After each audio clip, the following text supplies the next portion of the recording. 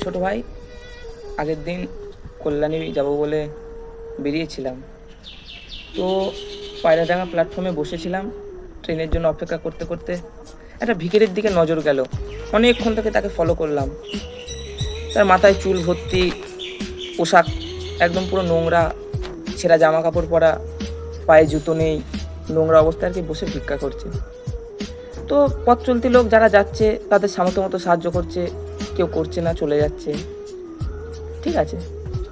তা কিছুক্ষণ বাদে দেখলাম একটা দয়ালু লোক এলো, এসে তাকে তুললো ওখান থেকে, তুলে একটা সেলুনে নিয়ে গেল। সেলুনে নিয়ে গিয়ে তার চুল কাটালো, পাশে নিয়ে গিয়ে তাকে স্নান করালো, নতুন জামা কাপড় পরিয়ে দিল, আবার দোকান থেকে খাবার এনে তাকে খাইয়ে দিল, আবার যেখানে সে ভিক্ষা করছিল সেখানে বসিয়ে দিল।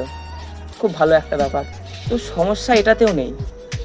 সমস্যা হলো মারা যতক্ষণ ও ভিক্ষা করছিল, ওকে ভিক্ষা দিচ্ছিল লোকে, কেন দিচ্ছিল? ওর পোশাক দেখে, ওর নোংরা অবস্থা দেখে, ওর ছেঁড়া জামা কাপড় দেখে লোকে ভিক্ষা দিচ্ছিল। মারা যখন থেকে ওই লোকটা তাকে নতুন পোশাক পরালো, লোকে ভাবছে বড় লোক, মারা এই কেন ভিক্ষা করছে, আর মারা কেউ ভিক্ষা দিচ্ছে না। মারা ছোটো ভাই, লোকটা সাহায্য করলো তাকে একদিনের, কিন্তু গাঁটটা মারলো বাকি দিনগুলো। এই ছোটো ভাই, এইসব লোককে থামাও। সাহায্য করবে করুক, কিন্তু এমনভাবে না। মানে ছোটো ভাই, সে তাকে সাহায্য করলো, কিন্তু পেছন দিক দিয়ে পুটকিটা মেরে চলে গেল। তার যে ইনকাম সোর্সটা, তার যে ভিক্ষা করার যে সোর্সটা, যেখান থেকে সে টাকার ইনকামটা করতো, যার ফলে তার পেট চলতো, সেটা বন্ধ হয়ে গেল। মানে একদিন খাইয়ে 100 দিনের গাড় মেরে দিল।